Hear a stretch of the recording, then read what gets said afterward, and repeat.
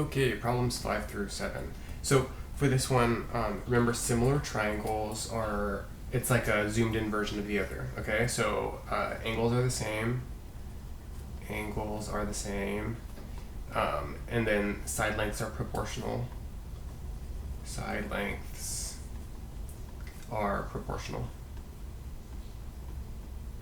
So that means if it's doubling, like if this was twice the size of this, every side is doubling, all right? So they're all going to grow at the same proportion. Congruent is same angles and sides, okay? Same angles and size. For both of them, you can spin them, that doesn't matter. It's really about the angles and the size of the size of the side lengths. All right, problem 6. Okay, so for this one, right, you're going to look for some sort of pattern of what's happening. So what I like to do is find the sides that correspond to each other. So this side corresponds to this side, right?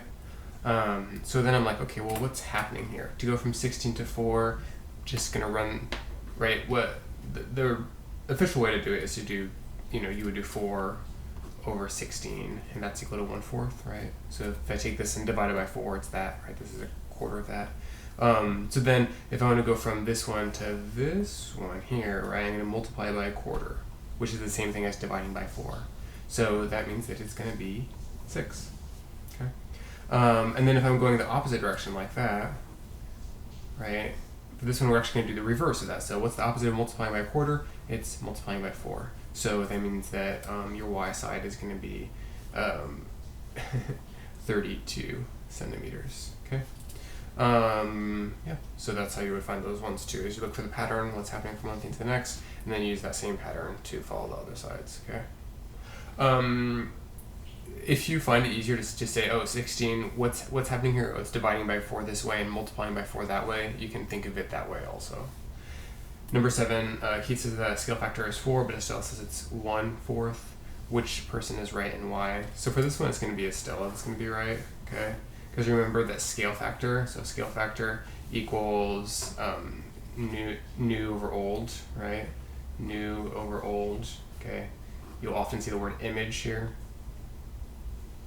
So if we take a new side back up here, we could take 4 over 16, okay, which is 1/4, so that scale factor is a quarter. And you could do that for any side too, like this one, 6 and 24, okay? That's actually 6 over 24, simplifies down to 1/4, right? They're all going to have that same ratio when you do the new one over the old one.